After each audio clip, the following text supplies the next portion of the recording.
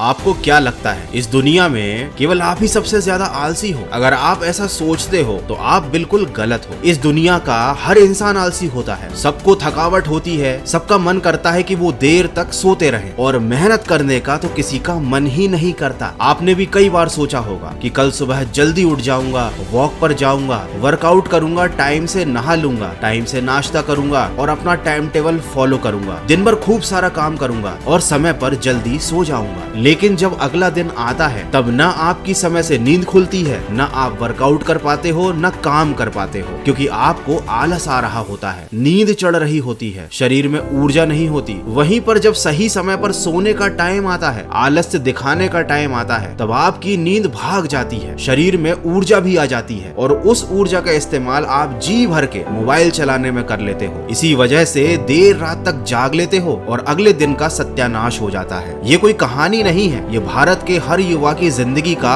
एक आईना है, जैसे चाहकर भी कोई देखना नहीं चाहता। किसी ने क्या खूब कहा है, दुनिया में हर कोई कामयाब होना चाहता है, लेकिन हर कोई कामयाब हो नहीं पाता। जिसके मन में अपने लक्ष्य के प्रति तड़प होती है, कामयाबी उन्हीं को मिलती है। देखो, आलस से बड़ी मजेदार चीज है, बड़ा ही सुख देती है, बहुत आनंद देती है, लेकिन एक कहावत ऐसी भी है कि आलस से एक ऐसा सुख है जिसका परिणाम केवल दुख ही होता है। अलसस्य कुतो विद्या, अविद्यस्य कुतो धनम, अधनस्य कुतो मित्रम, अमित्रस्य कुतः सुखम। कहने का तात्पर्य ये है कि आलसी व्यक्ति को विद्या प्राप्त नहीं होती, जिसके पास विद्या नहीं होती वो कभी धन नहीं कमा पाता, जिसके पास धन नहीं होता उसका ना कोई मित्र होता है ना साथी, और जिसके मित्र नहीं होते उसकी जिंदगी में कोई सुख नहीं होता। यहाँ विद्या का मतलब स्कूल की पढ़ाई से नहीं है, बल्कि स्किल से है। जब आपके अंदर कोई स्किल ही नहीं होगा, कोई खासियत नहीं होगी, कोई काबिलियत नहीं होगी, तो आप कुछ भी करने के लायक नहीं रहोगे, और जब आप किसी काम को करने के लायक नहीं रहोगे तो जिंदगी में आगे बढ़ने की संभावनाएं पूरी तरीके से खत्म हो जाती हैं। आप कैसे उम्मीद कर सकते हो कि बिस्तर पर पड़े रहोगे, बहाने बनाते रहोगे,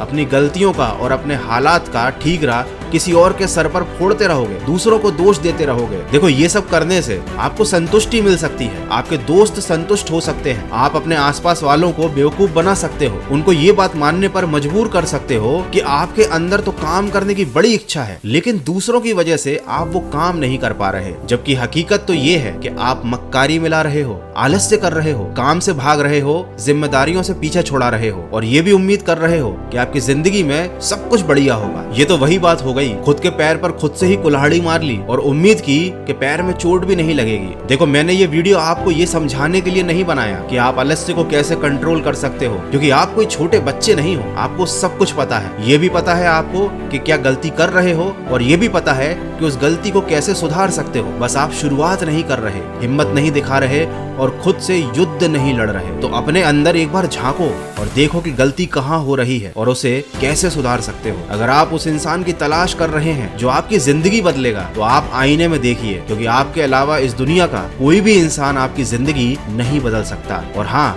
जब भी आलस आए, इस बात को याद करना कि नींद पूरी हो ना हो, सपने जरूर पूरे होने चाहिए। तो सकारात्मक सोच के साथ अपने सपनों को पूरा करने के लिए आगे बढ़ते चलिए, मेहनत करते चलिए और सुनते रहिए मन की आवाज।